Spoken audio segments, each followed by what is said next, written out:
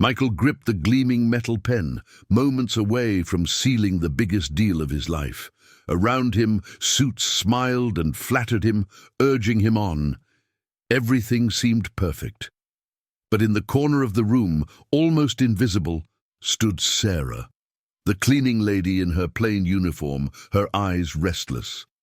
The stale smell of reheated coffee mixed with the expensive cologne of the businessman, creating a suffocating atmosphere of power. While Sarah quietly mopped the marble floor, her gaze never left the folder of documents. Something felt off. Her stomach churned, as if an inner voice was screaming at her to stop him. Michael's heart pounded, ready to sign. He had no idea the biggest betrayal of his life was hidden in the fine print of that contract. And he couldn't have imagined that the only person who could save him was the one he barely even noticed. The glass walls of Lawson Tower, in the heart of Manhattan, reflected a fiery sunset. The sky burned in shades of orange, as if warning of the danger looming over that place. The lobby, wide and luxurious, carried the scent of premium coffee mixed with the expensive cologne of rushed executives strutting like peacocks across the white marble. Michael Lawson, 38, crossed the lobby with deliberate steps, his dark grey suit perfectly tailored and the cold smile he'd learned to wear like armor. The rhythmic sound of his leather shoes echoed, announcing his arrival. He was respected, feared, and, without knowing it, about to be betrayed. Sarah Martinez, 29, folded a microfiber cloth, discreetly keeping her gaze on the floor. Her faded blue uniform stood in stark contrast to the shine around her. She cleaned in silence, but her ears caught every word from the suited men surrounding Michael. "We close tomorrow at 9 a.m., right?" asked a tall, grey-haired man holding a black folder. "It's all set, Martin," Michael replied without hesitation. "The contract's reviewed. There's no mistake." Sarah flinched at the word contract. It was the same document she'd seen, full of suspicious clauses, left behind on the bathroom counter moments earlier. A chill ran down her spine. "Mr. Lawson," she called out, her voice trembling, surprising even herself. Michael stopped, confused. His icy blue eyes landed on her like blades. "Yes, sir, I'm sorry," she stammered, "but I think you should look over that contract again." "What?" He raised an eyebrow, annoyed. "You're giving me business advice?" Sarah swallowed hard, her cheeks flushing red. "I'm no one to do that, sir, but I saw some strange things in the paperwork. I just thought you should know." The air seemed to freeze around them. The partners exchanged outraged glances as if she'd broken some unspoken rule. "Sarah, stay in your lane," snapped Martin, the grey-haired partner. "You clean floors, not contracts." "I know," she murmured, eyes brimming with tears. "But sometimes the ones who clean the floor see what no one else wants to." Michael took a deep breath, uneasy with her boldness. He clutched the folder tighter against his chest, looking away. "I'll review it again," he said curtly, just to end the awkwardness. "Go back to work." Sarah lowered her head, but her heart pounded wildly, almost jumping out of her throat. She could smell the cheap detergent mixed with the cold sweat on her forehead. If she didn't act, she'd be condemning that man, even if he never saw her as someone worthy of trust. Michael turned his back and walked toward the elevator, his perfect reflection warped in the polished steel doors. Outside, the lights of New York began to flicker, reminding everyone the city never stops, not even for those about to lose everything. Deep down, Sarah repeated to herself like a prayer, "I won't let him fall into this trap, even if it costs me everything." The clock in Lawson Tower read 7:23 p.m. The lights on the corporate floor were gradually shutting off, leaving only the bluish glow from the high-end monitors. Michael was alone in his glass office, staring at the New York skyline, as if searching for answers out there. Why did that woman's voice still echo in his head? "Review the contract." He rubbed his face hard. He couldn't waste time on the cleaning lady. But why had she sounded so convinced? Out in the hallway, Sarah was putting away the cleaning supplies, her hands still shaking, trying to steady her breath. The dark blue uniform felt tight on her shoulders, but nothing was worse than the ache in her chest from watching someone get deceived right in front of her. "It's none of your business, Sarah," she repeated to herself, but deep down, she knew she couldn't stay silent. Suddenly, the office door opened with a sharp click. Michael stepped out, talking firmly on the phone. "Martin, tomorrow at 9. I want everything ready to sign. I trust you, okay?" Sarah's stomach turned. Trust Martin? Her courage took over. "Mr. Lawson," she called out, swallowing hard but keeping her gaze steady. Michael turned slowly, an expression of exhaustion mixed with irritation. "You again?" he snapped. "I'm sorry, sir," she said, taking a deep breath, "but I need to speak with you. It's important." He crossed his arms, impatient. "Go on, I'm in a hurry." "I read parts of the contract," she confessed, almost in a whisper, "and there are hidden clauses, really strange things." Michael raised an eyebrow, skeptical. "You read it and understood it?" "Yes, sir," she answered firmly, meeting his eyes. I was studying business administration, but I had to drop out in my second year when my mum got sick. I never managed to go back, but I still know how to read a contract." Michael blinked, surprised. For a moment, he saw her differently, not as the invisible cleaner, but as someone with stories, broken dreams, wasted talent. "Why didn't you tell me this before?" he asked, his voice softening. "You never asked," Sarah replied without sarcasm, just with a painful honesty. He took a deep breath, disarmed. "And what did you see in that contract?" He finally gave in. Sarah stepped closer, speaking low so no one else would hear. "Clauses transferring assets to a foreign account, fake signatures, and altered dates. Martin made you the guarantor for debts that don't even exist, so he can legally take everything from you." Michael felt the pressure building in his head. "That's impossible. Martin's been my friend for 15 years. "I know," Sarah murmured sadly, "but sometimes the people closest to us are the ones who stab us the deepest." An uncomfortable silence hung between them. The distant noise of nighttime traffic filtered through the windows, mixing honks and sirens with Michael's heavy breathing.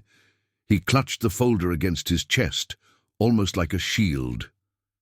"Why, are you doing this?" he asked, suspicious. "Why risk so much for me?" Sarah lowered her eyes, emotional. "Because no one ever listened to me when I tried to warn about injustice in my own neighborhood. I don't want to see someone else being tricked right in front of me and stay quiet." Michael ran a hand through his hair, in shock. "I need to see those clauses now," he said firmly. "Where did you find them?"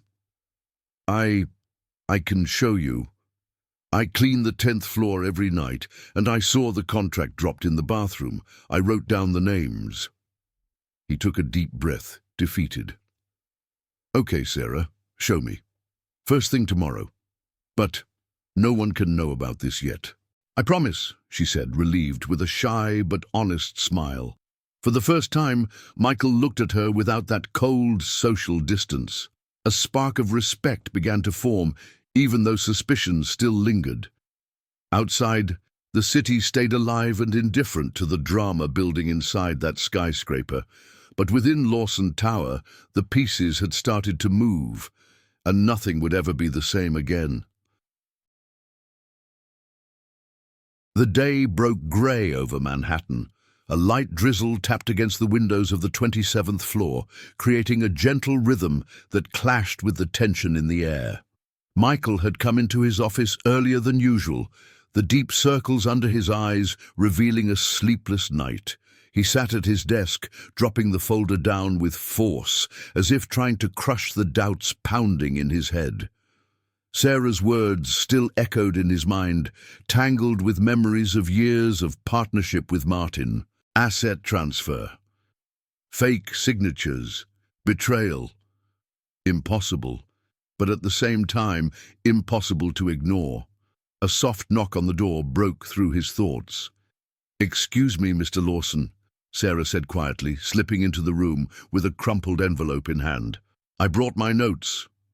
Michael took a deep breath, tension showing in his rigid shoulders. "Close the door," he ordered, his voice low. She obeyed, catching the strong scent of freshly brewed coffee that filled the room. She placed the envelope on the desk gently, as if it were a bomb about to go off. "Can you explain this to me properly?" he demanded, eyes locked on her. Sarah perched on the edge of the chair, smoothing her uniform. "I saw the clauses, sir. Look here." She opened the notes, scribbled in a hurry. "These foreign company names don't show up anywhere in your group's records, but they're listed in the contract as final beneficiaries." Michael's eyes widened as he read Sarah's shaky handwriting. "Final beneficiaries? Do you know what that means?" "I do," she answered firmly. "I studied tax auditing for 2 years before I had to drop out of college. This means they're going to move your money out of the country, and you won't get even half of it back." He shook his head, stunned. "But why? Martin doesn't need this." Sarah sighed. "Power, maybe, or envy. People like that never think they have enough." Thunder rumbled outside, punctuating the heavy mood. Michael stood up, pacing back and forth, his face twisted with anger. "I trusted him," he snapped, slamming the desk so hard the coffee mug nearly toppled over. 15 years down the drain." Sarah flinched, but kept her voice steady. "You need to protect yourself. You can't sign anything." "And what if I'm just being paranoid?" he shot back, unsure. "Then let me prove it," she insisted. "I can help you investigate if you give me access." Michael looked at her, surprised.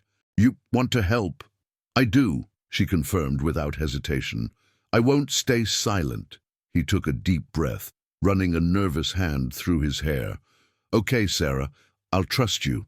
But if you're wrong—" "I'm not wrong," she cut him off, with a courage that almost threw him off balance. A lightning bolt lit up the city outside, cracking against the window glass. The sharp flash seemed to mark a new chapter. Michael was ready to fight. "All right," he said, resolute. "You start today. I want every detail on those companies." "You can count on me," Sarah promised, standing up with her heart pounding. As she left the office, she felt relief flood through her. The weight of years of being invisible was starting to lift. For the first time, someone was listening to her.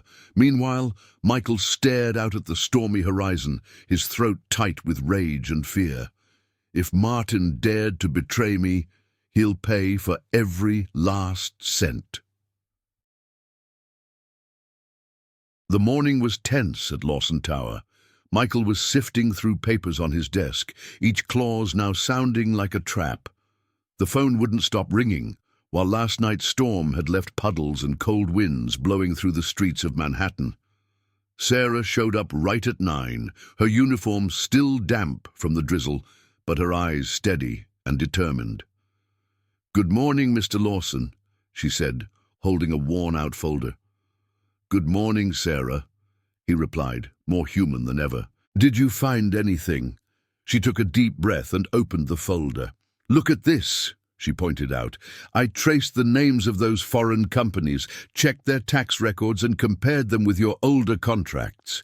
There are massive discrepancies." Michael scanned her notes, feeling rage bubbling inside. "And Martin is behind all of it?" "Him and 2 smaller partners," Sarah explained, pointing. "You trusted them too much."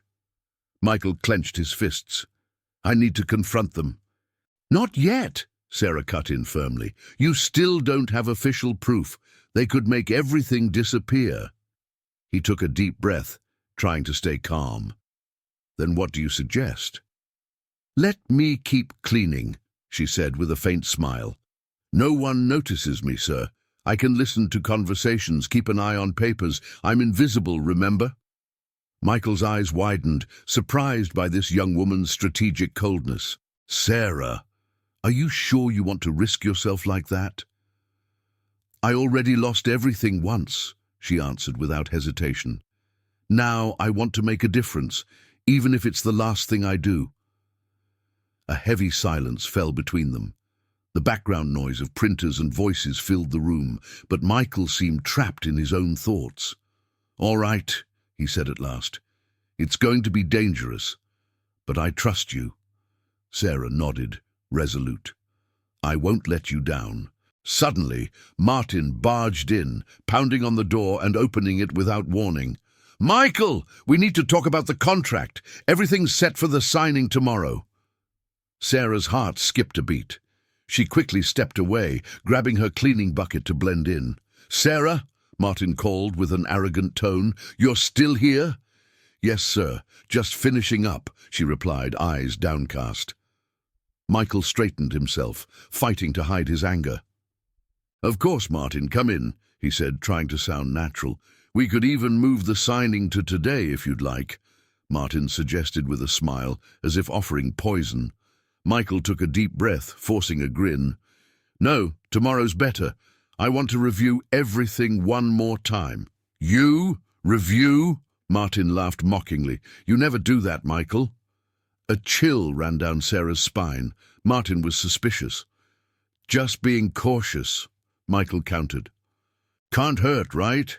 Martin smiled, but his eyes were as cold as blades. As you wish, he said, closing the folder slowly, like he was claiming his territory. We're in this together, my friend.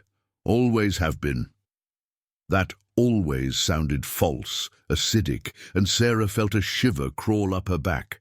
As soon as Martin left, Michael looked at her with determination. The game's on, and we're going to win.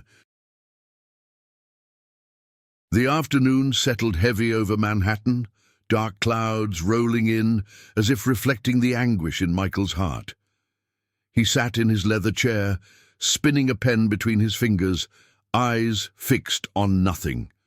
The distant wail of an ambulance echoed down the avenue, reminding him that the world outside went on, indifferent to his pain. Sarah stepped in quietly, holding a yellowed notebook. Mr. Lawson, she called, respectful but steady. Go ahead, Sarah, he replied, weary, still staring out at the city. She came closer and revealed the notebook. I found this in the trash in the legal department while I was cleaning, she explained. They're drafts of the contract with Martin's notes. Michael grabbed the notebook, flipping through the scribbled pages. The words leapt at him like sharp knives. Transfer, debt settlement, closing bonus. All of it designed to destroy him. He planned this for months, he murmured, voice tight. Sarah sat down across from him, taking a deep breath. Sir, I know this is hard, she said, meeting his eyes with honest resolve. But you have to be stronger than they are. I trusted him like a brother, Michael confessed, swallowing hard. I don't even know if I can sleep anymore, knowing how blind I was. A heavy silence fell between them. Sarah thought of her own past, of the people who'd betrayed her, of the alcoholic father who disappeared with her savings, forcing her to drop out of college. I trusted the wrong people too, she admitted, her voice cracking. That's how I lost everything. But I learned you can rebuild. Michael took a deep breath, feeling an unexpected connection with her. How do you stand it? He asked, genuinely curious. Sarah gave a sad smile. You don't stand it. You just learn to survive. A crack of thunder boomed outside, rattling the windows. Michael gripped the notebook like he was holding on to his own life. I'll need solid evidence, he said firmly. This notebook helps, but it's not enough. I can get more, Sarah promised. I've heard Martin mention an international bank account. If I find documents in the trash or on the copier, I'll bring them to you. Michael nodded, impressed by her courage. Aren't you afraid? Of course I'm afraid, she answered, eyes brimming with tears, but I'm more afraid of watching someone get destroyed and doing nothing. Just then Michael's phone rang. He answered with a tense voice. Hello? On the other end, Martin's voice came through, cold. "Michael, I need you to come to my office. We have to go over the final clauses before the signing." Michael took a deep breath, glancing at Sarah. She understood immediately. The masks had to stay on. "All right, Martin," he replied, forcing a calm tone. "I'm on my way." He hung up and stood slowly. "Stay sharp, Sarah. You're my eyes and ears now," he said firmly. "You can count on me," she confirmed, gripping her mop like a shield. Michael walked out, adjusting his tie. Outside, the storm finally broke, flooding the streets of Manhattan. But inside him, the biggest storm was still yet to come. The hallway on the 27th floor was silent, except for the hum of the air conditioning and the steady dripping of rain outside. Michael walked toward Martin's office, his heart heavy, each step feeling like he was crossing a minefield. He took a deep breath before knocking on the door. "Come in!" Martin shouted from the other side, with a rehearsed tone of friendliness. Michael stepped inside, noticing the strong smell of cigar smoke and the stifling air. Martin was seated behind a massive wooden desk, smiling like an award-winning actor. "Michael, my friend," he called, extending his hand. "Ready to secure our future?" Michael forced a smile, shaking the traitor's hand. "Ready," he lied. Martin opened the folder on the desk, sliding the papers toward him. "Here it is. If you sign today, we can avoid any bureaucratic delays." Michael felt sweat running down the back of his neck. He looked at the papers, then at Martin, searching for even a shred of humanity in those cold eyes. "Can I take one last look?" he ventured. "Of course," Martin replied, faking sympathy. "You know you can trust me." Those words stung like poison. Michael started flipping through the pages slowly, trying to buy time. The sound of rain pounding the window felt like a ticking clock counting down on him. Meanwhile, out in the hallway, Sarah pretended to mop the floor, listening to every move. Her heart was racing, her hands sweating inside her rubber gloves. "Please, Michael, don't sign." Martin watched impatiently. "It's all in order, Michael," he said through clenched teeth. "You've always trusted me, remember?" Michael looked up, steady. "Not everything is always what it seems, Martin." "What do you mean by that?" Martin let out a forced laugh, but his eyes narrowed. "I mean," Michael took a deep breath, "that lately I've been reviewing contracts more carefully." For a split second, Martin froze, but then forced his fake smile back on. "No problem. Review all you want. I have nothing to hide." Sarah felt her stomach twist at that line. Liar. Michael flipped through until he found the fatal clause, the asset transfer. His fingers trembled slightly. "Martin," he said, calm but deadly, "what exactly does this mean?" Martin leaned in, pretending to be surprised. "Oh, Michael, that's just a small accounting adjustment. Don't worry about it." Puma, the silence between them grew heavy as concrete. Michael felt his breath catch, and for a second he wanted to scream, but no. He had to keep the mask on. "All right," he said, closing the folder. "I'll think it over before signing."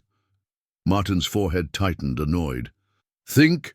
Michael, we're talking about millions." "I know," he shot back cold. "That's exactly why." Martin kept his smile, but his eyes were seething with hate. "Of course. Take all the time you need," he said, lips pressed tight. Michael stood up slowly, feeling the weight of the moment. "Thank you, Martin," he said as he walked out. Out in the hallway, Sarah let out a relieved breath when she saw him leave without signing. "You were incredible," she murmured with a conspiratorial smile. "I couldn't have done it without you," Michael replied, his voice trembling. They shared a tense look, fully aware that the real danger was only just beginning. Night fell hard over Manhattan, with thunder tearing through the sky and wind rattling the windows of Lawson Tower. Out in the hallway, Sarah could smell the dampness rising from the wet carpets, mixed with the bitter aroma of stale coffee left on someone's desk. Her heart pounded so loudly it hurt. Michael was locked in his office, going over every clause, every signature, like he was trying to piece together a puzzle someone had deliberately smashed. Suddenly there was a knock at the door. It was Sarah. "Can I come in?" she asked cautiously. "Of course," he said, exhausted, rubbing his temples. She stepped closer, wiping her hands on her uniform. "I managed to overhear a conversation with Martin," she said in a low voice. "He's suspicious of you." "I figured," Michael muttered. "What did he say?" "He wants to force you to sign by tomorrow, and if you don't, he'll try to take you down with a fake accounting fraud accusation." Michael felt his breath catch. "A false accusation? But there's no fraud." "He'll make one up," Sarah said firmly. "He'll twist your trust against you." A clap of thunder shook the building, making the office light flicker. Michael closed his eyes, worn out, shaking his head. "I can't take this anymore, Sarah. I'm surrounded by snakes." "You're not alone," she answered with a surprising steadiness. "I'm here." For a moment his eyes filled with tears. "Why are you doing this for me?" Sarah took a deep breath, voice wavering. "Because once I needed someone to believe in me, and no one did."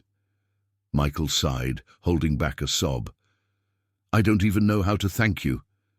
"Don't thank me now," she said seriously. "Just hold on." At that moment Michael's phone rang, breaking the tension. "Hello?" On the other end, Martin's icy voice. "Michael, if you don't sign tomorrow, I'll expose all your so-called inconsistencies to the board. You'll lose everything, understand?" Michael felt the blood drain from his face. "Martin, you wouldn't—" "I'll do whatever it takes, partner," Martin replied, laughing coldly before hanging up. Sarah clenched her fists, furious. "He's bluffing. And if he's not—" Michael shook his head, desperate. "Then fight. I'll help you find proof before the board meets. Trust me, sir." Michael took a deep breath, feeling Sarah's courage like a breath of fresh air. "Okay," he finally said. "We'll see this through together." Outside, the storm roared on, battering the skyscraper's glass.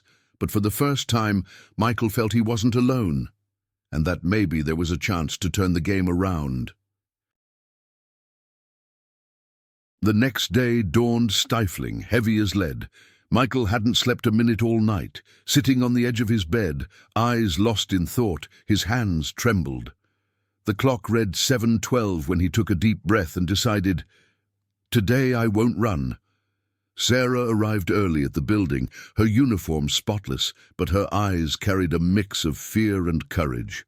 They met in the hallway on the 27th floor. "Ready?" she asked, her heart pounding. "I don't know," he admitted, frowning, "but I can't hide any more." Sarah gripped her clipboard like it was a shield. "It's going to work, sir. The truth always wins." Michael managed a timid smile, moved by her simple hope. "You've given me more strength than you realize, Sarah."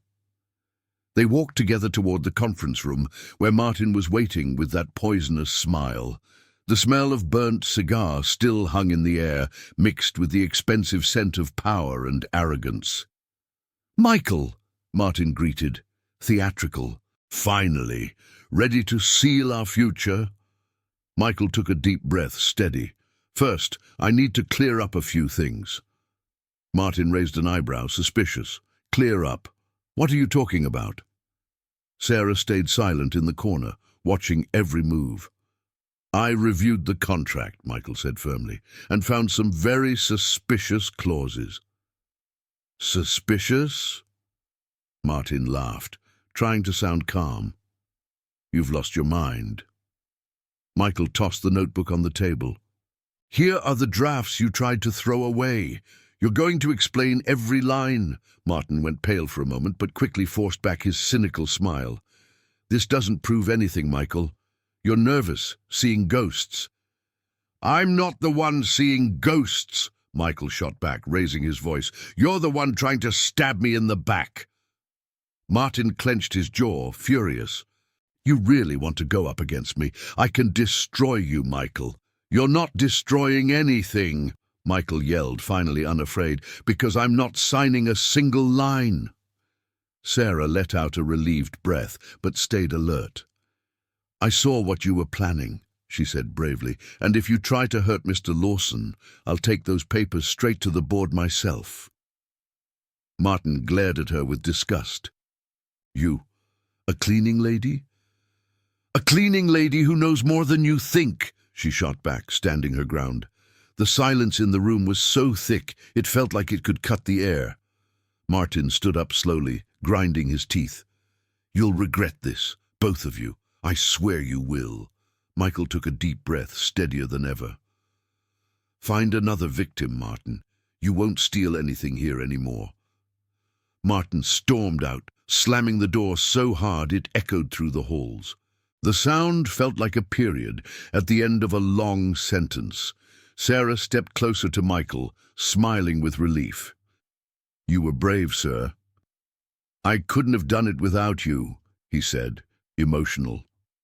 They exchanged a knowing look, while Martin's footsteps faded down the corridor. Outside, the sun finally broke through the clouds, bringing with it an unexpected sense of hope. 2 days had passed since the showdown with Martin. The atmosphere at Lawson Tower had shifted, lighter but still tense. The board of directors was investigating the case, and Michael felt like someone who had just walked through a hurricane. He wandered through the office, watching the employees as they settled back into their routines. The smell of fresh coffee, mixed with the hum of printers, brought a comforting sense of normalcy. But he knew nothing would ever be the same. Sarah walked in, holding her clipboard and wearing a subtle smile. "Good morning, Mr. Lawson," she greeted respectfully. "Good morning, Sarah," he replied, gratitude shining in his eyes. "Do you have a minute?" She stepped closer, curious. "Of course." Michael sighed, visibly moved. "I still don't know how to thank you. You saved my life, my company, everything." "I only did what I thought was right," she replied humbly. He shook his head, clearly impressed. "No, you were brave, and I want you to know that from today on, you're no longer a cleaner here." Sarah's eyes went wide, shocked. "What do you mean?" "I need honest people by my side," Michael said firmly. "I'd like to offer you a position in the auditing department." Tears welled up in Sarah's eyes. "Sir, I don't even know what to say." "Do you accept?" he asked, reaching out a hand with a sincere smile. "Yes," she laughed and cried at the same time. "Yes, with all my heart." Michael exhaled, feeling a weight lift off his shoulders. "You deserve so much more than scrubbing floors, Sarah. You deserve to be heard." At that moment, an employee knocked on the door. "Mr. Lawson, the board would like to speak with you." "I'm coming," he replied, confident. Before leaving, he looked at Sarah with a conspiratorial smile. "Come with me. You're part of this now." She wiped away her tears, smiling, and followed him down the hallway, lit by the morning sun that was finally shining again after so many dark clouds. The board meeting took place under a tense atmosphere, but it was unlike any other before. Michael walked into the room with steady steps, and beside him was Sarah, now dressed in simple but elegant clothes, holding her notes with confidence. The board members, men and women used to million-dollar figures and condescending stares, fell silent as Sarah began to speak.